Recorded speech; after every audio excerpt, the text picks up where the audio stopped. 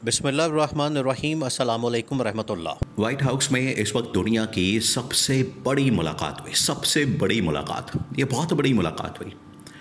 White house में अमेरिकी सदर डोनाल्ड ट्रंप ने जिस तरीके से इस्तकबाल किया मोहम्मद बिन सलमान का, ये बड़ा कम होता है। अगर आप व्हाइट हाउस की तारीख उठा के देखें और वहाँ पर आने वाले मेहमानों की तारीख उठा के देखें तो बड़ा कम इस तरह से हुआ है कि इस तरीके से इस शानदार अंदाज में किसी का भी इस्तकबाल किया जाए। मोहम्मद बिन सलमान का बड़े शानदार अंदाज में वहाँ पर इस्तकबाल किया गया। दोनों हाथ खोले डोनाल्ड ट्रंप ने और मोहम्मद बिन सलमान को वहाँ पर वेलकम किया अपनी अहलिया के साथ, बेगम के साथ। फिर तमाम मामलात के ऊपर गुफ्तगू हुई, उनके दरमियान एक प्रेस कॉन्फ्रेंस हुई और उस प्रेस कॉन्फ्रेंस में जो गुफ्तगू की गई उसका जो लुब्बे लुबाब है, उसकी जो समरी है बड़ी अहम है। उसके अंदर 3-4 पॉइंट्स डिस्कस किए गए, 3-4 मामलात डिस्कस किए गए जिसका इम्पैक्ट दुनिया की सियासत के ऊपर आना है आने वाले दिनों में। ये 3-4 बड़ी अहम तरीन चीज़ हैं। अब उसमें ये पाकिस्तान के लिए भी पैगाम दिया गया। आपको पता है कि पिछले दिनों पाकिस्तान ने मोहम्मद बिन सलमान के साथ शहबाज शरीफ और जर्नल आसिम ने एक मुआहदा किया था और वो मुआहदा था सऊदी अरब की हिफाजत का। ये एक किस्म की डिफेंस डील थी और डिफेंस डील के बारे में अब सारी दुनिया जानती है, सारी दुनिया को पता है कि मोहम्मद बिन सलमान के साथ एक पाकिस्तान ने डिफेंस डील की। अब उसके बाद ये अमेरिकी सदर की जानिब से एक किस्म की डिफेंस डील की गई है। पहला जो उसका पॉइंट है, पहला जो नुक्ता है, पहला जो उसके अंदर नंबर 1 के ऊपर जो प्रायोरिटी है वो ये कि मोहम्मद बिन सलमान ने अमेरिका से F-35 लेने का फ़ैसला किया। F-35 तैयारे। अब F-35 तैयारे वो तैयारे हैं जो कि दुनिया के अंदर सबसे ज़्यादा सुपीरियर किस्म के तैयारे माने जाते हैं, बड़े टॉप लेवल के। F-16 के बाद 17 के बाद थंडर्स के बाद और जितनी भी जनरेशन है इस वक्त तैयारों की, लड़ाका तैयारों की बात हो रही, उनमें अगर टॉप की जो जनरेशन है वो है F-35 की, ये राफेल वगैरह और ये बाकी से भी बिल्कुल ऊपर। इंडिया भी इसकी बड़ी कोशिश कर रहा है इसको लेने के लिए, ख़रीदने के लिए, लेकिन मोहम्मद बिन सलमान ने यह डील डन कर ली है और डोनाल्ड ट्रंप के साथ जो पहली डील की है वो है F-35 की। अब इंडिया आपको पता है बड़ी लेने की कोशिश करता है पाकिस्तान को थ्रेट करने के लिए या पाकिस्तान के साथ ये जो हथियारों का मामला है या दौड़ है इसका बैलेंस आउट करने के लिए। अब ऐसे ये एक और बड़ी मज़े की बात है, अगर इंडिया आज F-35 ले लेता और अगले दिन ही पाकिस्तान के ऊपर जंग मसलत कर देता है कि आपने बात जहन में रखनी है, तो आप यकीन करें कि पाकिस्तान उसका भी तोड़ निकाल लेगा। पाकिस्तान इनके F-35 को भी फारिग कर देगा, उड़ा देगा, गिरा देगा, जिस तरह से फ्रेंच राफेल उड़ा दिए गए, गिरा दिए गए। और पाकिस्तान मेड जो पाकिस्तान के अंदर बने और पाकिस्तान ये सारा देखेंगे कारनामा। एक आपको बात ये क्रेडिट देना पड़ेगा, आप कुछ भी कर लें।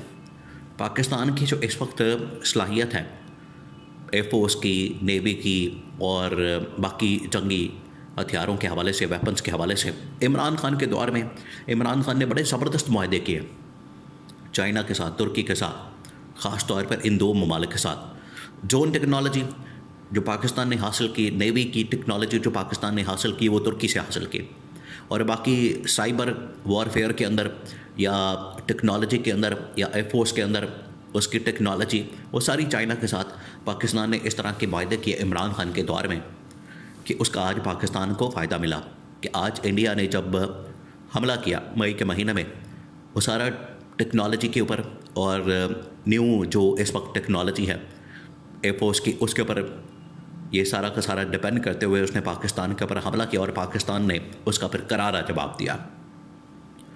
अब ये मोहम्मद बिन सलमान के साथ जो डील हुई है, तो आज अगर ये इंडिया F-35 ले लेता है पाकिस्तान को डराने के लिए, पाकिस्तान के ऊपर हमला करने के लिए, तो आप यकीन करें कि पाकिस्तान इनका भी तोड़ निकालेगा और F-35 भी गिरा देगा, जिस तरीके से फ्रांस के राफेल तैयारों को गिरा दिया गया और उसकी वजह से उनकी मार्केटिंग बैठ गई फ्रांस के तैयारों की। फ्रांस उसके ऊपर बड़ा गुस्से में हुआ। बहरहाल वो एक अलग चैप्टर है। अब आ जाए इसके ऊपर, ये जो अब आप मंजर चेक करें, वहाँ जो मंजर बना है, वहाँ जो इस वक्त सूरत हाल बनी, सिचुएशन बनी, जिसमें मोहम्मद बिन सलमान और डोनाल्ड ट्रंप आमने सामने मिल रहे हैं, जप्पियाँ डाल रहे हैं, एक दूसरे के साथ मुलाकात कर रहे हैं। पहली जो डील हुई F-35 तैयारों की, तो इसका मतलब है कि जो डिफेंस के हवाले से पाकिस्तान के साथ डील है, उसके एक कदम आगे जाते हुए उन्होंने अमेरिका के साथ डील कर ली, नंबर 1। नंबर 2, फिर इन्वेस्टमेंट के हवाले से, सरमायाकारी के हवाले से बात हुई। अब पाकिस्तान आपको बताए, ये मोहम्मद बिन सलमान को, सऊदी अरब को बड़ा कोशिश करता है, बड़ा उनको कायल करने की कोशिश करता है, कन्विंस करने की कोशिश करता है कि वो पाकिस्तान में इन्वेस्टमेंट करे, पाकिस्तान के अंदर आके सरमायाकारी करें, लेकिन वो नहीं मानते। उसकी वजह यह है कि वहाँ पर ये बात की जाती है कि पाकिस्तान में स्टेबिलिटी का फैक्टर नहीं है।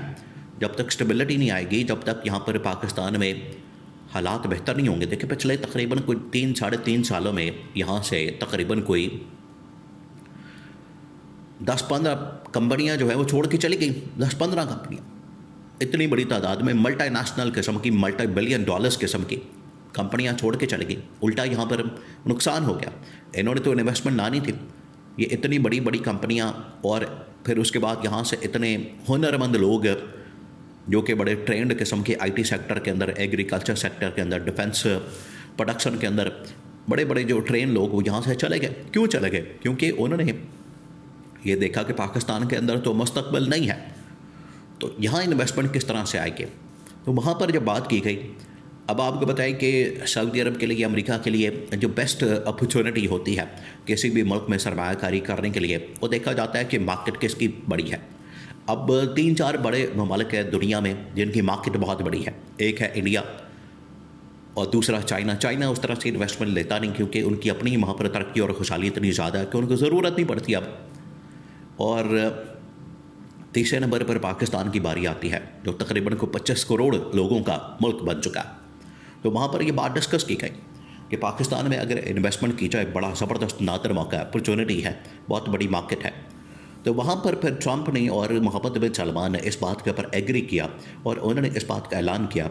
और डोनाल्ड ट्रंप ने भी कई मरतबा पाकिस्तान को ये कन्वे किया, जनरल आसिम को भी डायरेक्ट मुलाकातों में, शहबाज शरीफ को भी, कि आप पाकिस्तान को आगे ले जाना चाहते हैं तो ये काम करें, जिसमें नंबर 1 काम इनको ये बताया जाता है। और मोहम्मद बिन सलमान ने भी इस बात के ऊपर जोर दिया और उन्होंने इस पॉइंट के ऊपर एग्री किया कि इमरान खान की रिहाई ये आपकी टॉप प्रायोरिटी होनी चाहिए।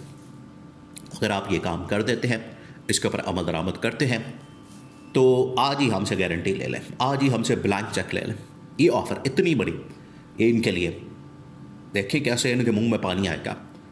ये बहुत बड़ी ऑफ़र उनकी जानिब से दी गई। अब ये पाकिस्तान पे डिपेंड करता है। उन्होंने तो बता दिया, उन्होंने तो एक विंडो खोल दी, इनके लिए एक रास्ता खोल दिया। तो इमरान खान की रिहाई करें और उधर अरबों डॉलर्स के इन्वेस्टमेंट पाकिस्तान में आने के लिए तैयार है।